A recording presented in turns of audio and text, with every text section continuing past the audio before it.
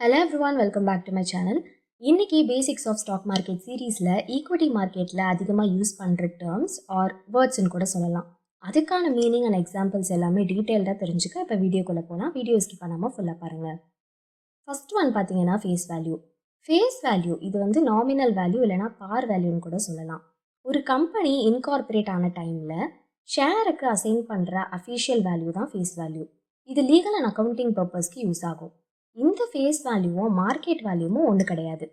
But dividend and stock split கேல்குலேஷனுக்கு face value ரொம்பவே important. இப்போ ஒரு எக்ஸாம்பிள் பார்க்கலாம். டாடா கெமிக்கல்ஸோட ஃபேஸ் வேல்யூ பார்த்தீங்கன்னா ₹10. ரீசெண்டாக அந்த கம்பெனி 110% டிவிடெண்ட் டிக்ளேர் பண்ணாங்க.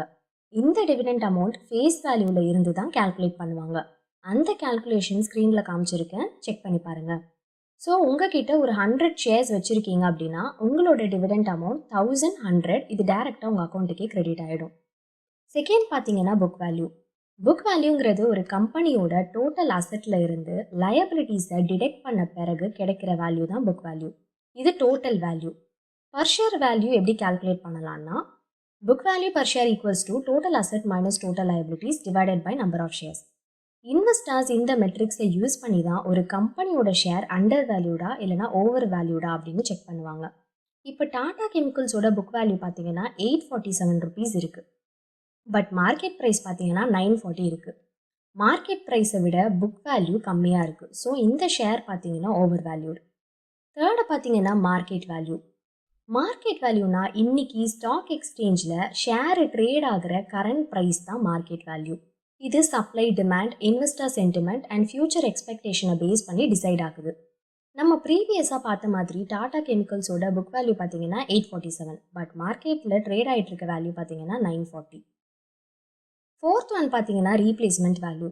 ரீப்ளேஸ்மெண்ட் வேல்யூனா ஒரு கம்பெனியோட எக்ஸிஸ்டிங் அசட்ஸை இப்போ அதை கரண்ட் மார்க்கெட் காஸ்ட்டில் ரீப்ளேஸ் பண்ணால் எவ்வளவு ஆகும் அப்படின்னு தெரிஞ்சுக்கலாம்.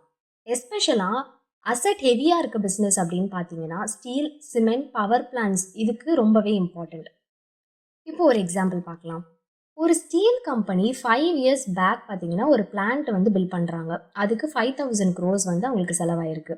பட் இப்போது அதே கெப்பாசிட்டி அதே டெக்னாலஜியில் ஒரு பிளான்ட்டை பில்ட் பண்ணணும் அப்படின்னா 8000 crores கிட்ட ஆகுது. இது எதனால் அப்படின்னு பார்த்தீங்கன்னா inflation, raw material price increase and technology upgrade இதெல்லாம் இதுக்கு ஒரு ரீசன். ஓகே, இப்போ நெக்ஸ்ட் வீடியோவில் நம்ம இன்னும் நிறைய வேர்ட்ஸ் எல்லாம் தெரிஞ்சுக்கலாம். உங்களுக்கு இந்த வீடியோ பிடிச்சிருந்தா லைக் பண்ணுங்கள், சப்ஸ்கிரைப் பண்ணுங்கள், மறக்காமல் இன்ஸ்டாகிராம்லேயே ஃபாலோ பண்ணுங்கள். See you in the next video.